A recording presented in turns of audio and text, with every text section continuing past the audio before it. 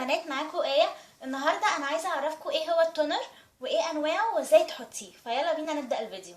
اولا التونر ده حاجه زي الميه بتحطيه على الوش عشان تعادل البي اتش بتاع البشره، وكمان بيقفل المسام ويمنع ظهور الحبوب، وكمان بينضف البشره بعمق. ازاي تحطيه؟ بتجيبي قطنه وتحطي عليها التونر وتعدي بيها على وشك بعد غسيله بالغسول او الصابونه الطبيه، وبعدين بتحطي الكريم بتاع البشره او الميك اب. نيجي بقى لاخر حاجه، ايه هي انواع التونر؟ انا ما جربتش غير الاربع انواع اللي قدامكم دول. اول واحد ده من سوليوشن من ايفون.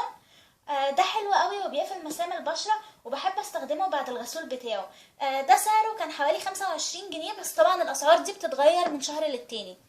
تاني واحد جبته هو ده من اوريفلام، ده اسمه. هو المفروض ان هو بيفتح البشره، بس انا ما حسيتش بكده خالص، بس هو كتونر كويس بيقفل المسام كويس يعني. وده كنت جايباه برضو بحوالي 25 جنيه.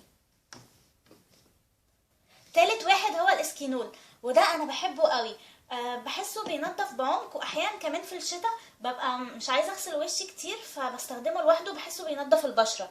وده ب25 جنيه ل40 جنيه حسب المكان اللي انتوا بتجيبوا منه. اخر بقى نوع خالص وده البديل الطبيعي وانا بحبه جدا، هي ميه الورد. دي ميه ورد هتلاقيها في اي حته، سوبر ماركت او صيدليه، وطبعا سعرها رخيص جدا وما بيفرقش النوع فيها، وانا حطاها في رشاش كده علشان بحب ارشه على وشي بعد ما اغسله. وده هتلاقيها في حدود من 5 جنيه ل10 جنيه، ما تفرقش يعني حسب السوبر ماركت اللي انت هتجيبي منه. انا كده خلصت الفيديو، اتمنى اكون فدتكم.